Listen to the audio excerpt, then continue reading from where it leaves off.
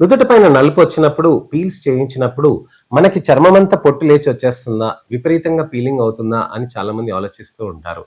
Peeling అనేది జరిగేటప్పుడు మనకి 2 విధాలుగా ఉంటుందండి. ఎక్స్‌ఫోలియేటివ్ పీల్స్ ఉంటాయండి. నాన్ ఎక్స్‌ఫోలియేటివ్ పీల్స్ ఉంటాయండి. ఎక్స్‌ఫోలియేటివ్ పీల్స్ అనంటే మనకి చర్మంలో పొట్టు అనేది విపరీతంగా ఊడొచ్చేస్తూ ఉంటుంది. నాన్ ఎక్స్‌ఫోలియేటింగ్ పీల్స్ అనంటే చర్మంలో పొట్టు రాకుండా మనకి మైక్రోస్కోపిక్‌గా విధంగా మనకి మార్పులు చేస్తూ ఉంటాయి. మైక్రోస్కోపిక్‌గా మనకి జరిగిన దాంతోటి మనకి బయటికి చర్మం పైన ఏది కనిపించదండి. అలా నలుపనేది లోపల లోపల నుంచి మనకి పడిపోతూ ఉంటుందనమాట బయటికి. అంటే చర్మ కణాల్లో ఉన్న నలుపుని, ఆ డెడ్ సెల్స్‌ని బయటికి తీసేయటంలో మనకి మంచిగా హెల్ప్ చేస్తాయి ఈ పీల్స్.